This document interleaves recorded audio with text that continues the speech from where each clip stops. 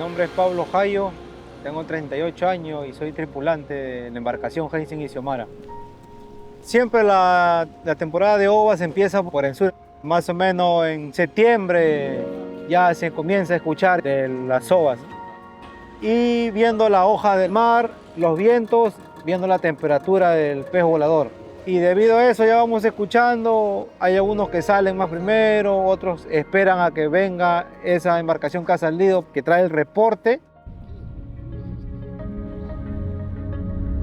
Acá en San Andrés ya comenzamos a armar las trampas ya, para irnos adelantando, para no esperar la última hora, ¿no?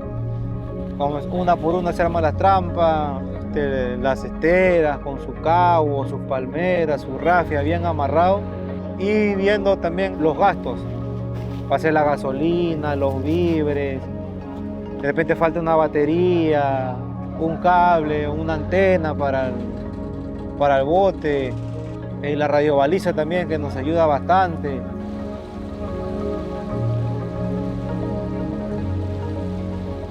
Y esa es nuestra faena, nuestro día a día de ser pescador. Pasa frío, pasas hambre, a veces hay 2, 3, 4, hasta 5 días que no encuentras el pescado. Hacer las guardias en la noche por los barcos y no pestañear tampoco, porque una pestañada te quedas dormido y pasa el barco y te parte. Eso es lo que un pescador pasa también. Nosotros salimos y no sabemos si regresaremos a tierra. Y en Pisco, en la zona de Pisco, de las 20 millas para afuera, se respetan los vientos. Unos señores vientos en Pisco. El pisqueño es bien guerrero. Tanto como Paracas, San Andrés y Pisco. Pasando las 50 millas pasas por la dorsal de Nazca, esa zona está protegida. Para eso nosotros que estamos en la asociación Afremarpa y somos los veedores del mar. Nosotros cooperamos con la dorsal de Nazca, porque hay que cuidar el mar.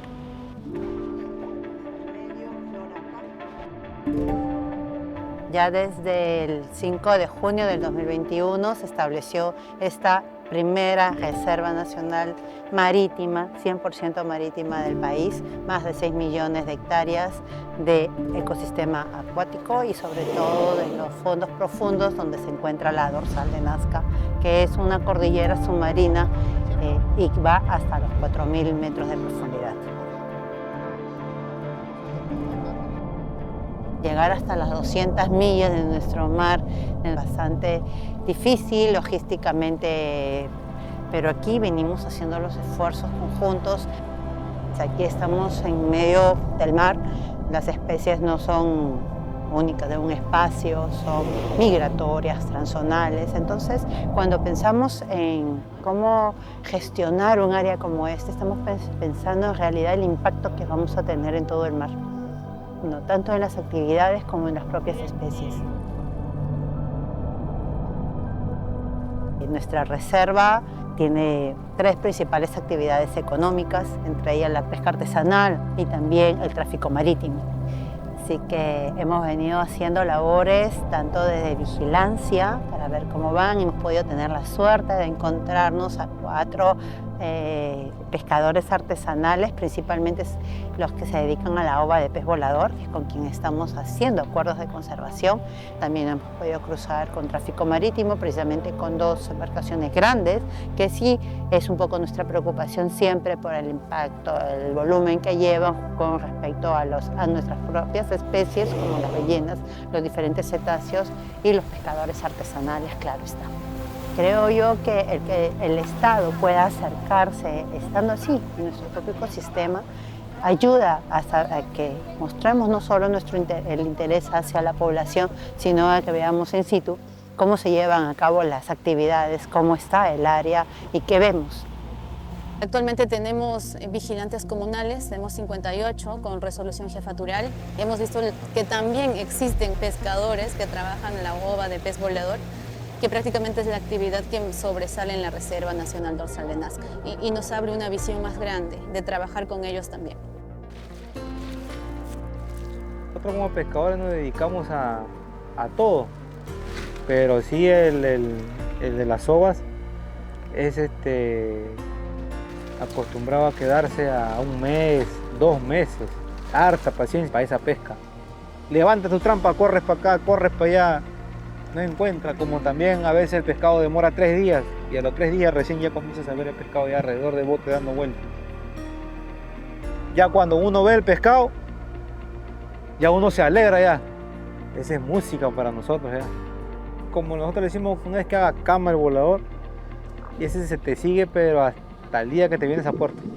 Aunque parece mentira, pero el volador busca una trampa bien armada y ahí comienza a bailar ahí. Busca una buena trampa para poder desabar. Una vez que llegamos a tierra ya, ¿no? Lo llevamos a ese comprador, a la fábrica, saco por saco, lo cortan, cae el producto al agua. De ahí con un palo largo le comienzan a moverlo como a batir. ¿Para qué? Para que salga toda esa sal. Y le vuelven a cambiar de agua, ahí lo dejan remojando 1 hora. Sacan el producto y lo ponen en una mesa como con una mallita abajo. ¿Para qué? Para que chorree el agua, para que escurra. Y comienzan a ponerlo en sus chagüí, que le llaman. Y luego se pasa a la balanza a pesar. Una vez pesado, pasa a otra mesa. Y después de haber terminado de limpiar todo, lo salan y lo meten en unos costales más chicos. Y se lo llevan para Lima. Y ahí ya lo venden. Entonces se va a pedir exportación, se va para China, para Japón. Como caviar comen las ovas. Antiguamente había más pesca y más sana. Ahora están depredando el mar. Antiguamente, antes salíamos con 6 esterías y traíamos 600, 1 tonelada de ovas. Ahora nos quedamos 20, 30, un mes y medio para lograr un poco más de pesca, porque ya no es como antes, también se va escaseando. Aquí en la dorsal de Nazca, algunos pescadores piensan que, como ven aquí mar, piensan que así nomás es todo, ¿no? Pero en el fondo hay como unas islas submarinas, hay como unos cerros, ¿no?